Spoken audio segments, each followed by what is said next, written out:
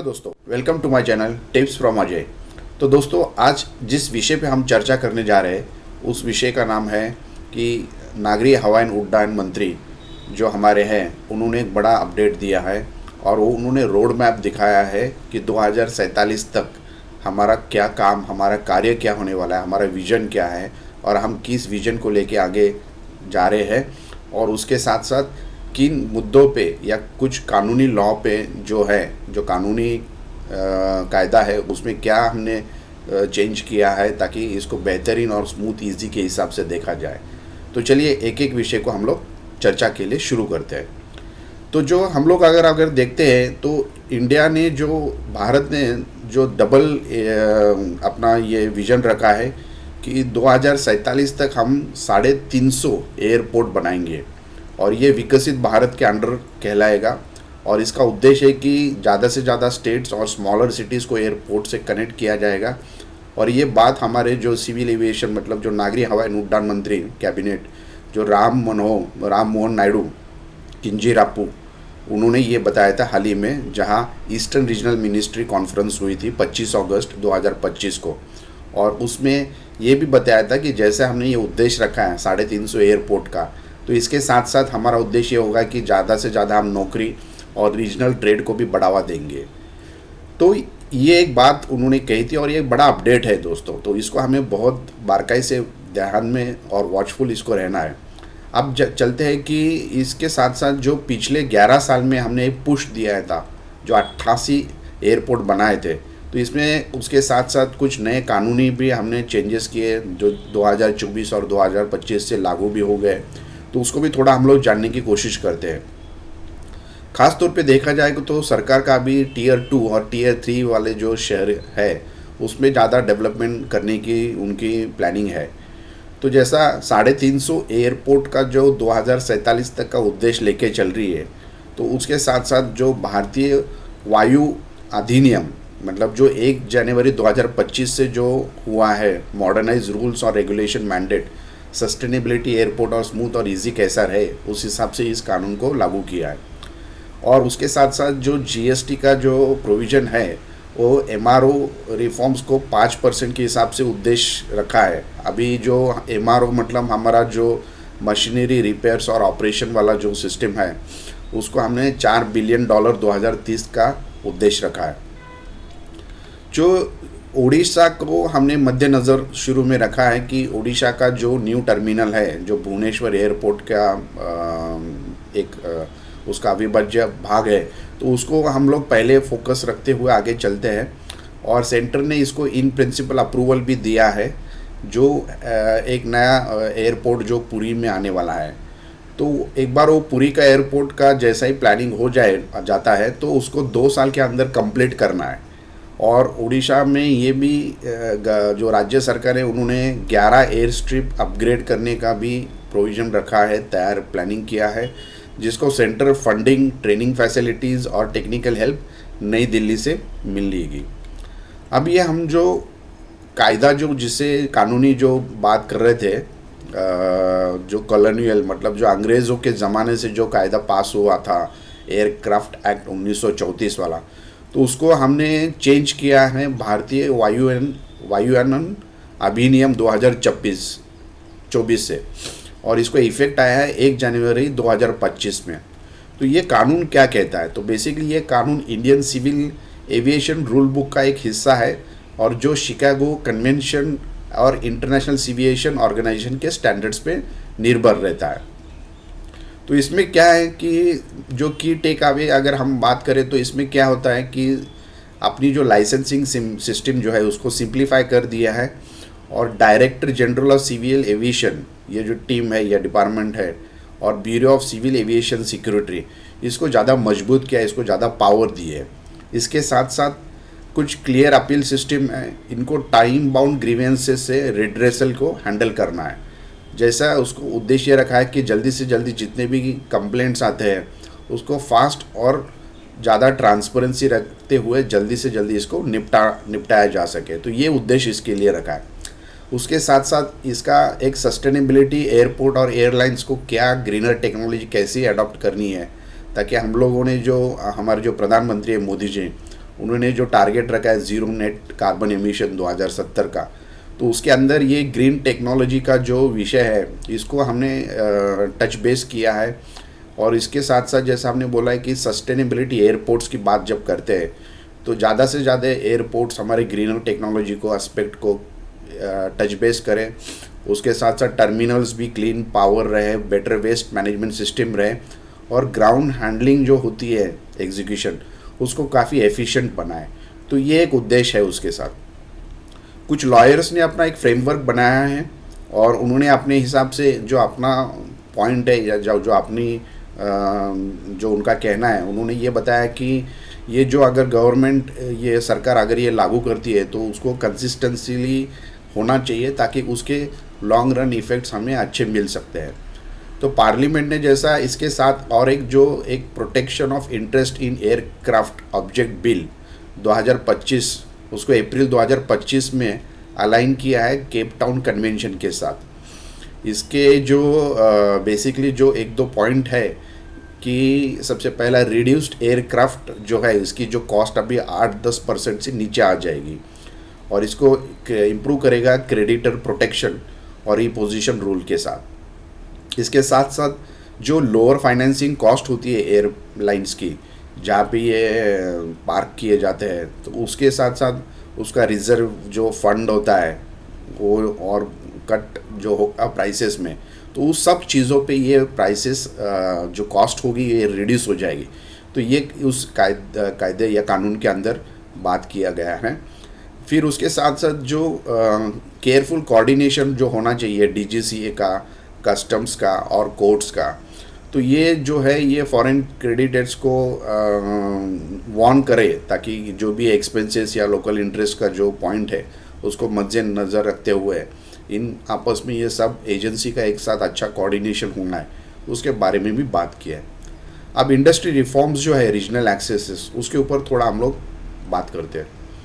जुलाई 2024 में tax procedure for aircraft maintenance का एक पॉइंट आया था। अभी क्या हुआ है कि हम लोग 5% से लेकर 28% का जीएसटी लगाते हैं जो मेंटेनेंस की जो इक्विपमेंट होती है और जो उसके पार्ट्स होते हैं उसी के ऊपर। तो सरकार ने ये प्रपोज़ किया है कि अभी जो नया जीएसटी रूल आ रहा है तो उसमें हम लोग एक यूनिफॉर्म 5% का ही टैक्स लगा देंगे और उससे बेनिफिट ये होगा कि अननेसेसरी जितनी कॉस्टिंग जो बढ़ती है तो वो नीचे आ जाएगी। एक एफिशिएंट अमाउंट के साथ उसका हम लोग कॉस्ट बेनिफिट पास ऑन कर सकते हैं।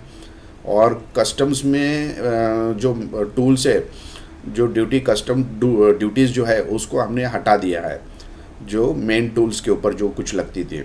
उसके साथ साथ मेंटेनेंस, रिपेयर और जो एमआरओ जो हम बोलते हैं मेंटेनेंस, रिपेयर और ऑपरेशंस, उसको और सिंप्लीफाई कर दिया। जो पहले काफ़ी टाइम बाउंड होता था या काफ़ी टाइम डिले हो जाता था तो उसको काफ़ी सिंप्लीफाई और ईज़ कर दिया है। तो मिनिस्ट्री ऑफ एमआरओ का जो है उसका उद्देश्य जैसा हमने बोला है कि एमआरओ इंडस्ट्री को आने वाले 2030 में $4 बिलियन को लेके चलना है और उसमें इंडिया का बड़ा एक योगदान जो रहने वाला है उसमें।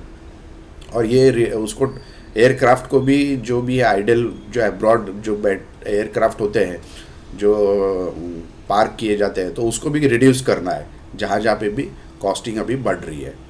उसके साथ साथ कुछ इम्पोर्टेंट अनाउंसमेंट्स भी सिविल एविएशन मिनिस्ट्री की तरफ से आई है। ये ध्यान से देखो या समझो दोस्तों, बिकॉज ये हमें समझता है कि आने वाला जो रोड मैप है या विजन है सिविल एविएशन या हमारा जो नागरिक हवाई उड्डयन मंत्रालय का, तो उसमें क्या क्या रोड मैप या विजन लेके चल रही है। तो दूसरा पॉइंट इन्होंने जैसा बताया कि सी प्लेन भी है, तो 2 सी प्लेन एक्सपेक्ट कर रही है अक्टूबर 2025 में। और जो सी प्लेन है इसके अर्ली रूट्स जो हम लोग को पता चल रहे हैं वो शायद अंडमान निकोबार, केरला या आंध्र प्रदेश के पास हो सकते हैं। इसका एम्बिशन एक है कि एटलीस्ट 1 हेलीपोर्ट एक डिस्ट्रिक्ट में होना ज़रूरी है, वेयर एयरपोर्ट जहाँ पे इम्प्रैक्टिकल है, मतलब जहाँ पे एयरपोर्ट इम्प्रैक्टिकल है, मतलब पॉसिबल नहीं है या जहाँ पे चैलेंज है, और जहाँ पे हिली एरिया है या जहाँ पे नॉर्थ ईस्टर्न स्टेट्स में बहुत चैलेंजेस होती है, तो उस जगह पे सी प्लेन्स का एक प्रोविज़न का प्लानिंग चल रहा है। इसका उद्देश्य ये रहेगा कि इसको लास्ट मिनट में जो भी रीजनल जो कोऑर्डिनेशन होती है ट्रांसपोर्टेशन के हिसाब से या लोगों को आने जाने के लिए कन्वीनियंस होना चाहिए। तो इसको गैप जो है जो होती है उसको रिड्यूस करना है और थोड़ा स्मूथ करना है, ताकि रेल रोड और जो भी हमारा अगर एयरपोर्ट मिले तो एयरपोर्ट, नहीं तो एयर सी प्लेन्स मिले तो सी प्लेन के हिसाब से इन तीनों में से कितना बढ़िया कोऑर्डिनेशन अगर एक साथ तीनों चारों जो भी होता है एजेंसी का, तो ये एक कन्वीनियंस हो सकता है। फिर इसके साथ साथ जो एक नया एक चीज़ जो देखने को मिल रहा है कि सेंटर ने अपनी क्या रिस्पॉन्सिबिलिटी रखी है और स्टेट को अपनी रिस्पॉन्सिबिलिटी क्या रखनी है। तो ये थोड़ा हम लोग देखते हैं जब एयरपोर्ट या एयरप्लेन की जो बात होती है तो उसमें जैसा बेसिकली स्टेट को ये कहा गया है कि आप साइट जो भी आप प्लान कर रहे हो या जो भी आप सिलेक्ट करते हो, जहाँ पे बड़ी ज़मीन या लैंड का आप जो सिलेक्शन कर रहे हैं, तो उसको सिक्योर करिए, उसको लोकल पार्टनरशिप के साथ कोऑर्डिनेशन करिए और पिक साइट्स करके रखिए, ताकि सेंटर का इन्वॉल्वमेंट जो होगा तो बेसिकली उसमें पॉलिसी फॉर्मुलेशन पे रहेगा, उस प्रोजेक्ट को फंडिंग कैसा करना है, कहाँ से फंड्स लेके आना है, उसका बजटिंग कितना होना है, ये सब सेंट्रल का रोल रहेगा। और उसके जो भी रेगुलेटर्स को जो होता है उसको क्लियर करके स्टेट को हैंड ओवर करना है एयरपोर्ट, तो उसके ऊपर स्टेट का ये एक प्रोविज़न रहेगा। अब जैसा रेगुलेटरी का जो हम लोग बात कर रहे हैं, DGCA सेफ्टी, BCS सेफ्टी और एयरक्राफ्ट एक्सीडेंट इन्वेस्टिगेशन ब्यूरो, तो ये जो चीज़ें हैं ये सब चीज़ों को एक दूसरे के साथ अच्छा कोऑर्डिनेशन रखना है और तीनों को एजेंसियों को पावर दिया है, ताकि ये आपस में एक बेहतरीन कोऑर्डिनेशन के साथ जो भी इनका रिज़ल्ट या जो भी आउटपुट इनको देना होता है, तो कोऑर्डिनेशन अच्छा रहने से जल्दी से एक ट्रांसपेरेंट बाउंड और एक टाइम बाउंड सिस्टम में इनका एक अच्छा आउटपुट लोगों को दे सकते हैं। फिर एयरलाइन और पैसेंजर्स के लिए ईजियर एक्सेस टू एयरक्राफ्ट रहेगा, lower leasing cost for airlines रहेगा इसके साथ साथ। फिर ज़्यादा चॉइस मिलेगी, shorter trips to the nearest airport और stronger consumer rights for passengers, इसके लिए भी प्रोविजन रखा है। अब जो लीगल के मतलब जो कानूनी दायरे पे जो स्टेक होल्डर्स है उन्होंने इस चीज़ को जैसे देखा है उसका थोड़ा ये समझ लेते हैं पहलू। तो जैसा लीगल एक्सपर्ट्स ने इस चीज़ को काफ़ी सराहा है और काफ़ी उन्होंने इस चीज़ को बोला कि यह अच्छा कदम उठाया है सेंट्रल गवर्नमेंट या केंद्रीय सरकार ने।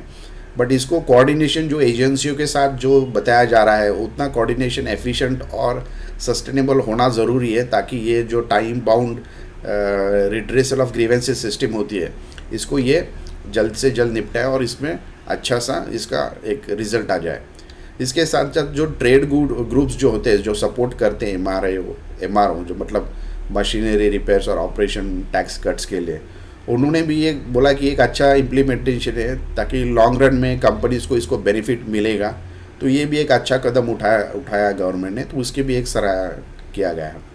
फिर कंज्यूमर जो लोगों का जो कंज्यूमर जो होते हैं एंड जो लोग उसको जो बेनिफिट उठाते हैं, उनका डिमांड ये था कि स्ट्रिक्ट एनफोर्समेंट होना ज़रूरी है टाइम बाउंड चीज़ों पे जो भी कंप्लेंट्स आती है, ताकि उसके रिफंड्स, डिलेज और बैगेज इश्यूज जो होते हैं वो लोगों को जल्द से जल्द मिलें और लोगों को इसका बेनिफिट पास ऑन हो।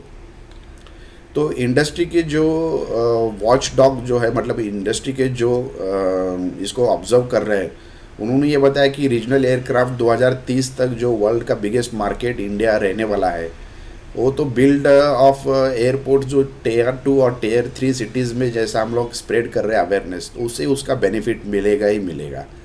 तो वो उस तरह से बात कर रहे हैं, अपना पॉइंट रखे हैं। अब कुछ क्रिटिकल माइलस्टोन्स हम लोग देखते हैं। टाइमलाइन टू रिच 350 जो हमने टाइमलाइन सिविल एविएशन मंत्रालय ने जो हवाई नागरिक उड्डयन मंत्रालय ने जो टाइमलाइन डिसाइड किया है 2047 तक 350 airport on track with a steady pipeline and close state cooperation, ये एक बड़ा माइलस्टोन रहेगा। उसके साथ साथ नंबर 2 MRO सेक्टर जो है मशीनरी रिपेयर और ऑपरेशन सेक्टर, उसको 2030 तक डबल करना है। $4 बिलियन का हमने प्लानिंग प्रोविजन करके रखा है। यूनिफॉर्म टैक्स सिस्टम रखा है विद सिंपल प्रोसीजर, GST को यूनिफॉर्मली 5% पे लेके आना है। एनवायरमेंटल के जो इश्यूज़ हमने जो डिस्कस किए वो बेसिकली टर्मिनल्स को, ग्रीन फील्ड प्रोजेक्ट्स को इस साथ साथ देखा जा रहा है और ये बहुत महत्व है।